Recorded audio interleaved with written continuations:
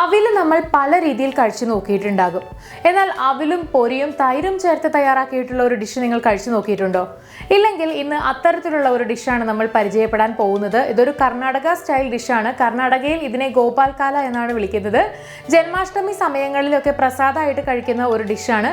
അപ്പോൾ വളരെ സിമ്പിളായിട്ടും വെറൈറ്റി ആയിട്ടും എങ്ങനെയാണ് ഈ ഡിഷ് തയ്യാറാക്കുക എന്ന് നോക്കാം. നമുക്ക് ഇത് പരിചയപ്പെടുത്തുന്നു മീന ഭണ്ഡാരി.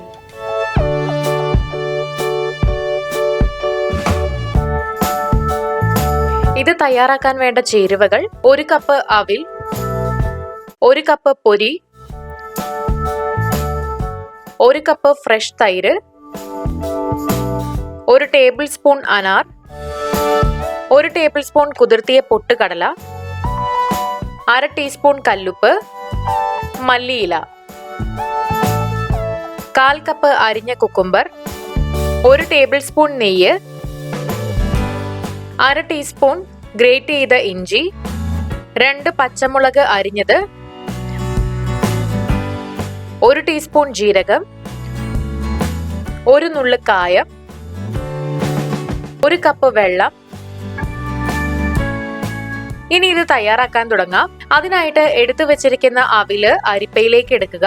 താഴെയായിട്ടൊരു ബൗള് വെക്കണം. ഇനി ഇതിൽ വെള്ളം ഒഴിച്ച് നന്നായിട്ട് കഴുകിയെടുക്കുക.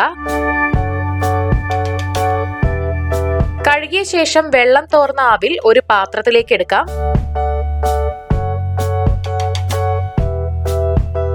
ഇതിലേക്ക് പൊരി ചേർത്ത് കൊടുക്കുക. ഇനി തൈരും ചേർത്ത് കൊടുക്കാം. അടുത്തതായി കുതിർത്തു വെച്ചിരിക്കുന്ന പൊട്ടുകടലയും അരിഞ്ഞു വെച്ചിരിക്കുന്ന കുക്കുംബറും ചേർക്കുക. ഇനി അനാർ ചേർത്ത് കൊടുക്കാം. എന്നിട്ട് നന്നായി ഇളക്കി യോജിപ്പിക്കണം. എല്ലാം നല്ല മിക്സ് ആക്കി എടുക്കുക.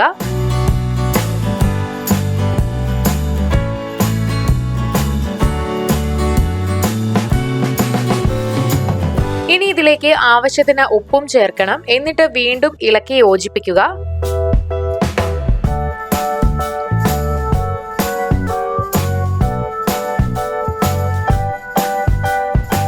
അടുത്തതായിട്ട് ഒരു പാൻ എടുത്ത് ചൂടാക്കുക. അതിൽ നെയ്യ് ഒഴിച്ചു കൊടുക്കാം. ഇനി ഇതിലേക്ക് 1 നുള്ള് കായം ചേർക്കുക. അടുത്തതായിട്ട് ജീരകം ചേർത്ത് കൊടുക്കാം. എന്നിട്ട് നന്നായിട്ട് ഇളക്കി യോജിപ്പിക്കുക. ഇനി ഇതിലേക്ക് ഇഞ്ചി പേസ്റ്റും അരിഞ്ഞ പച്ചമുളകും ചേർത്ത് നന്നായി ഇളക്കി യോജിപ്പിക്കുക. ഇതെല്ലാം നന്നായിട്ട് വെന്ത് വന്നിട്ടുണ്ട്. ഇനി ഇതെല്ലാം തയ്യാറാക്കി വെച്ചിരിക്കുന്ന കൂട്ടിലേക്ക് ഇട്ട് കൊടുക്കാം. ഇതിന് മുകളിലായി മല്ലിയില ഇടാം. എന്നിട്ട് നന്നായി ഇളക്കി യോജിപ്പിക്കുക.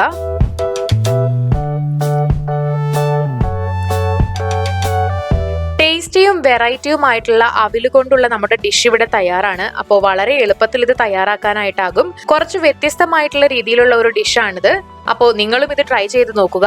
വീഡിയോ എല്ലാവർക്കും ഇഷ്ടമായെന്ന് വിചാരിക്കുന്നു. ഇഷ്ടമായെങ്കിൽ തീർച്ചയായിട്ടും ലൈക്ക് ചെയ്യുക, ഷെയർ ചെയ്യുക, കമന്റ് ചെയ്യുക. ഇതുപോലുള്ള കൂടുതൽ വീഡിയോകൾക്കായി സമയം മലയാളം സബ്സ്ക്രൈബ് ചെയ്യുക.